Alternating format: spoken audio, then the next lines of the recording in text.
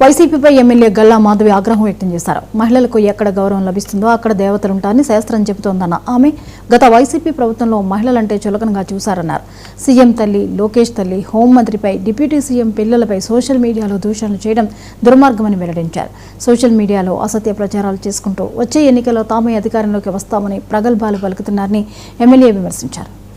మహానాయకుడు అమర్నాథ్ గారు, గుడివాడ అమర్నాథ్ గారు ఆయన చెప్తారు, వాళ్ళ ఫ్యామిలీలో ఆయన తండ్రి లేని వ్యక్తి, మొత్తం మహిళలే ఆయన్ని పెంచారు అని చెప్తారు. అదేవిధంగా ఆయనకి 2 కుమార్తెలు ఉన్నారు, మహిళల పట్ల నాకు చాలా గౌరవం ఉంది అని చెప్తారు. మీకు ఈ మాత్రం కాస్త కూడా ఇంకిత జ్ఞానం లేదా అన్నది ఈరోజు నా ప్రశ్న. కనీసం ఇప్పుడు ఒక భక్తి విషయాలు కానివ్వండి, ఆచార విషయాలు కానివ్వండి, అలంకారాల విషయాలు కానివ్వండి, ఆహార్యాల విషయాన్ని కానివ్వండి, ఏ వ్యక్తివైనా అవి వాళ్ళ సొంత అభిప్రాయాలు, ఇష్టాల మీద ఆధారపడతాయి అని మీకు ఇంత కూడా జ్ఞానం లేదా అన్నది ఈరోజు నా ప్రశ్న.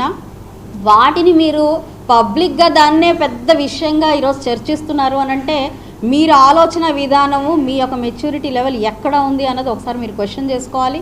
ఇలాగ మీరు చర్చించి పబ్లిక్గా వ్యంగ్యంగా మాట్లాడి మళ్ళీ దాన్ని